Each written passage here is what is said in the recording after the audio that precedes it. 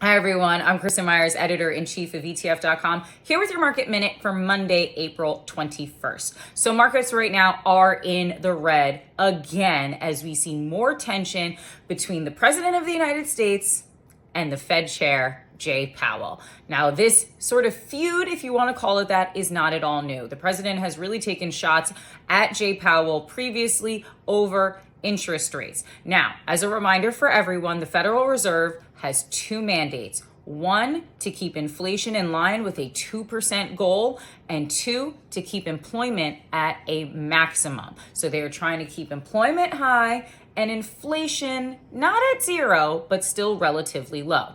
The problem is that tariffs and the trade war is said to not only increase inflation, but also slow economic growth. So what's the Fed to do?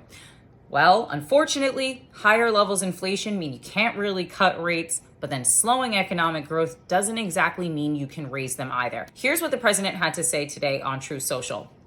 He said preemptive cuts in interest rates are being called for by many. He then went on to say that prices are trending downward and that there is now virtually, quote, no inflation. He then went on to call Jay Powell Mr. Too Late and a major loser.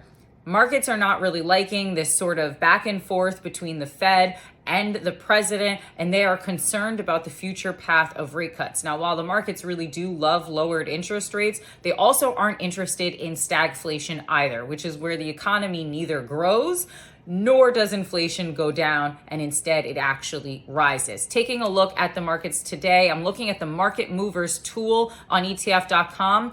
The leveraged inverse trade is back on. All the top gainers today, like TSLZ, that is an inverse ETF. That's the T-Rex 2x inverse Tesla daily target ETF.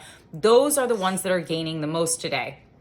On the flip side, top losers today are all of those leveraged bull ETFs that are really trying to give you 2x or 3x a return on a particular sector or even stock. So again, that leveraged inverse trade is back on because volatility has been reintroduced into the narrative. When it comes to trade, China has now essentially vowed to retaliate against any country that joins in with the US in sort of isolating China. And so the tensions are being ratcheted up, not just between the US and China, but also between China and other nations. And again, investors are not liking that uncertainty at all.